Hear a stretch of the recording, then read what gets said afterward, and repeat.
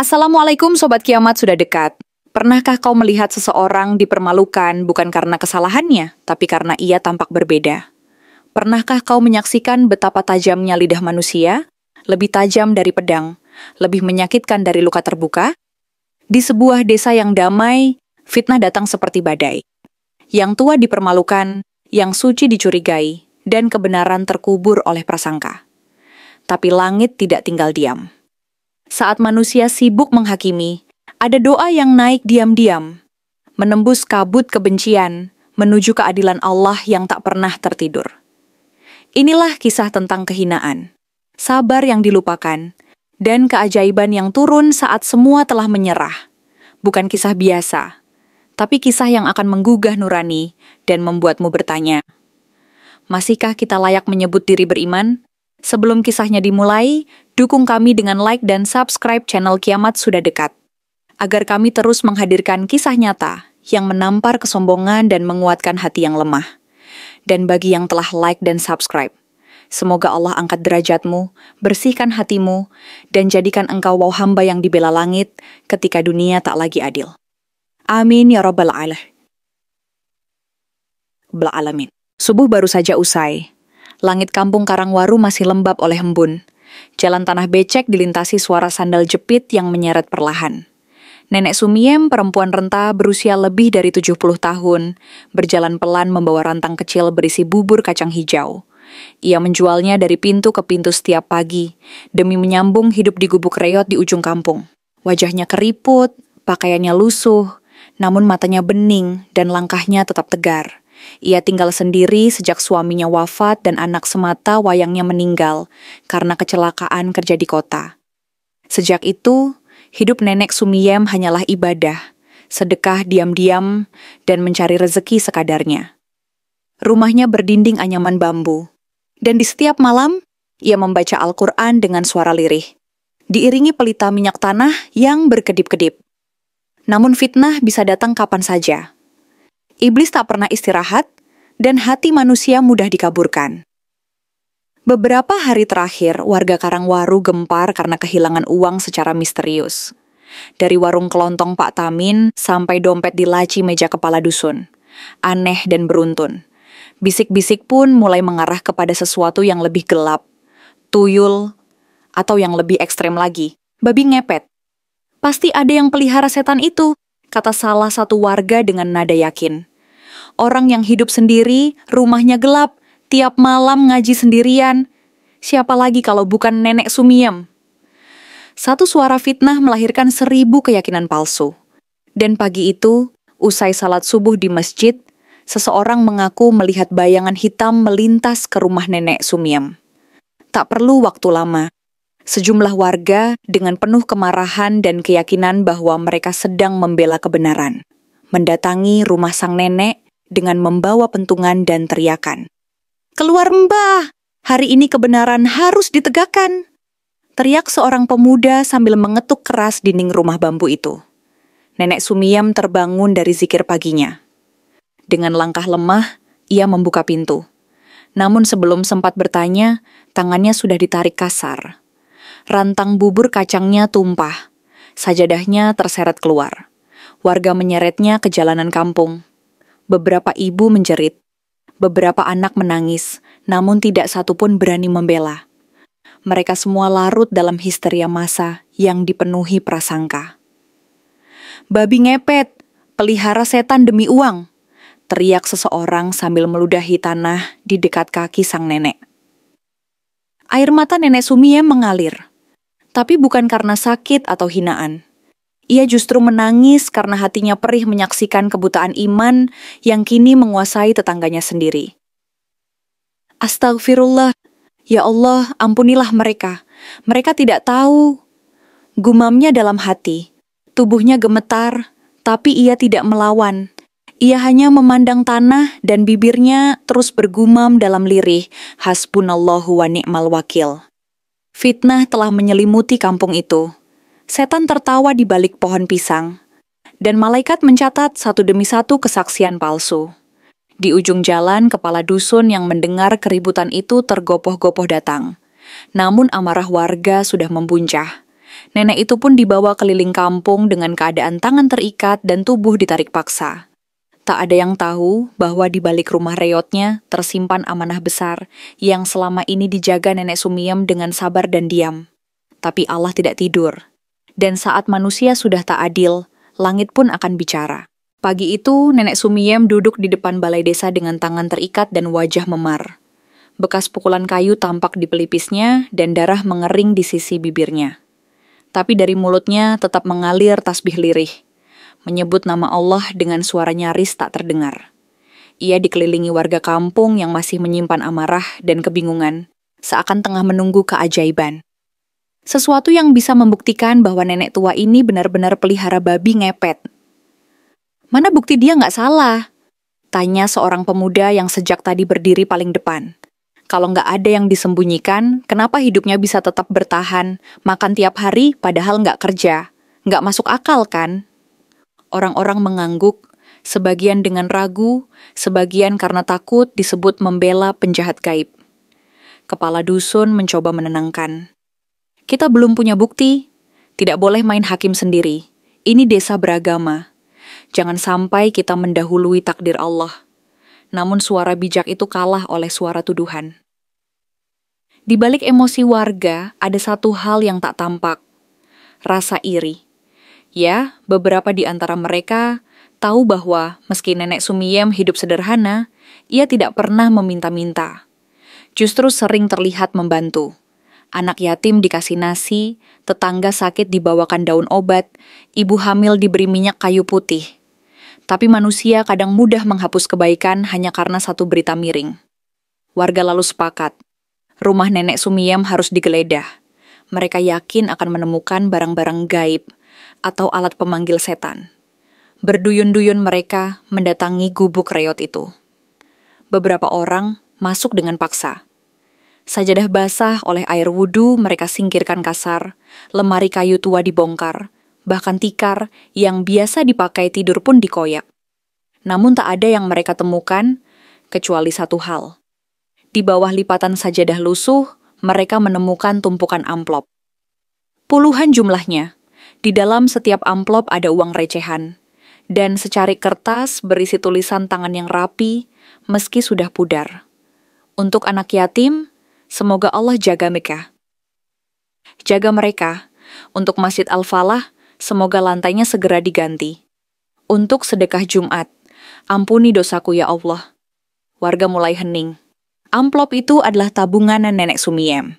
Ia menyisihkan sebagian kecil dari hasil jualan buburnya. Bukan untuk dirinya, tapi untuk disedekahkan diam-diam. Bahkan ia mencatatnya, seolah sedang berbicara dengan Tuhan melalui tulisan.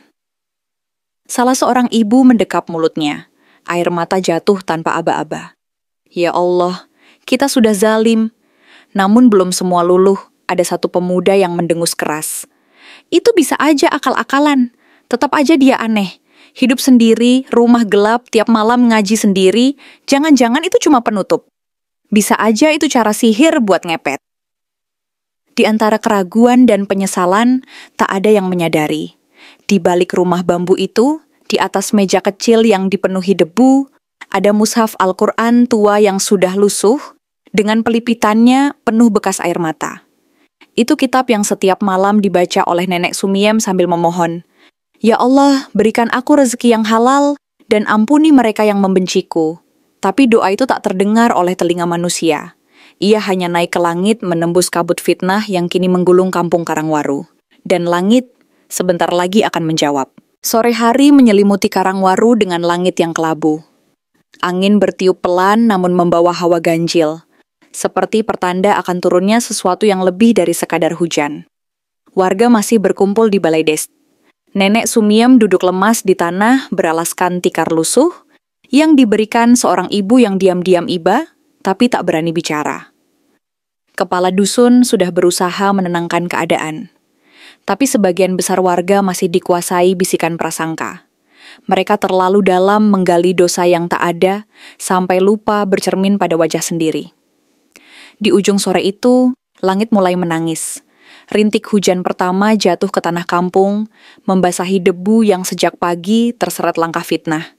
Dan di tempat terpisah, di sudut desa yang tak terlalu diperhatikan, seorang pemuda berpakaian kumal sedang bersimpuh di depan makam ayahnya. Namanya Arif, mantan anak jalanan, yang dulu pernah ditolong oleh Nenek Sumiem saat terluka di dekat rel kereta. Kalau bukan karena beliau, aku mungkin mati kelaparan waktu itu, bisiknya sambil menggenggam seikat bunga liar. Arif telah berubah. Ia kini bekerja di kota sebagai kuli bangunan dan baru pulang kampung untuk menjenguk pusara orang tua.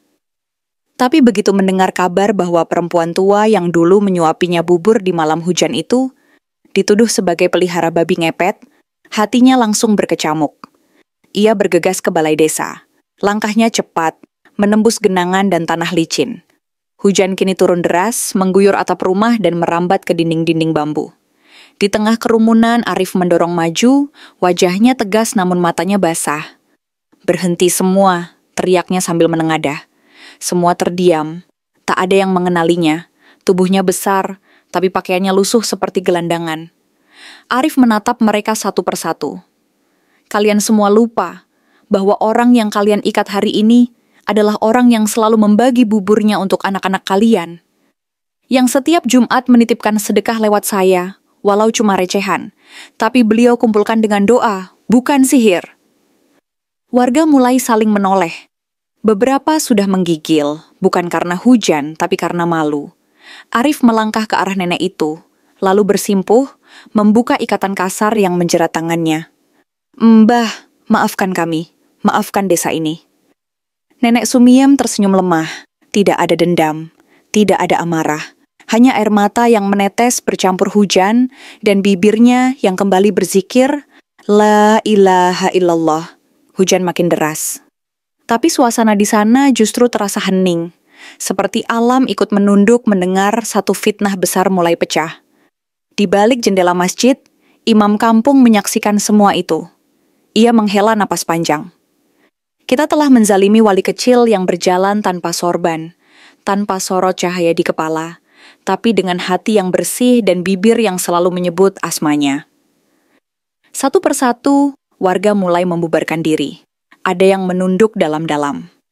Ada pula yang menatap langit, seolah bertanya, "Ya Allah, bagaimana bisa kami salah menilai begitu dalam?"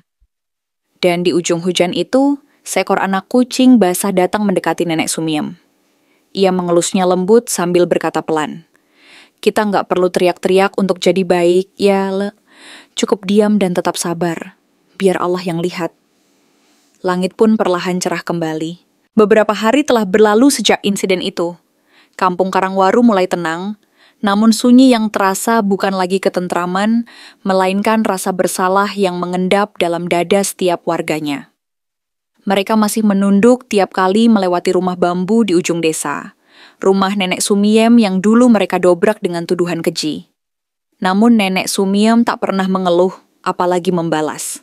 Ia tetap berjalan pagi membawa bubur, tetap memberi salam dengan suara lembut, dan tetap berzikir di malam hari seperti tak pernah ada yang terjadi. Hatinya bukan lagi lapang, tapi dalam seperti sumur tak berujung yang menampung setiap luka tanpa tumpah. Tapi Allah tidak akan membiarkan kebenaran dikubur selamanya. Suatu malam, warga dikejutkan oleh berita dari penjaga masjid. Seorang pemuda kedapatan mencoba membongkar kotak amal di teras masjid. Setelah tertangkap, ia mengaku sudah 3 kali mencuri di kampung Karangwaru. Ia juga mengakui bahwa semua kehilangan uang yang selama ini membuat warga kalang kabut dan akhirnya menyasar Nenek Sumiem adalah perbuatannya. Pemuda itu berasal dari desa seberang. Ia sering berpura-pura jadi musafir atau pengamen dan menyusup ke kampung. Ia tahu kapan waktu terbaik untuk mengambil barang berharga. Dan ia juga tahu bahwa masyarakat kampung ini gampang terpancing isu gaib. "Maaf, saya nggak sangka mereka bakal nuduh orang tua itu," ucapnya sambil tertunduk di depan kepala dusun dan para tokoh kampung. Malam itu menjadi malam penuh air mata. Kepala dusun berdiri di mimbar masjid, menyeru seluruh warga untuk berkumpul. Lampu-lampu pelita menyala di teras masjid. Hujan gerimis menetes lembut dari langit, seakan ikut menjadi saksi. Di tengah kumpulan warga, Nenek Sumiem duduk di depan, dipanggil khusus oleh kepala dusun. Wajahnya tetap teduh, dengan syal rajutan tua yang menutupi bahunya. "Saudaraku sekalian," suara kepala dusun bergetar. "Hari ini Allah menampakkan kebenaran. Yang kita tuduh, yang kita arak, yang kita pukuli, ternyata adalah satu-satunya yang paling suci di antara kita." Beberapa ibu menangis. Seorang pemuda yang dulu paling vokal, kini menunduk sambil menggenggam sajadah.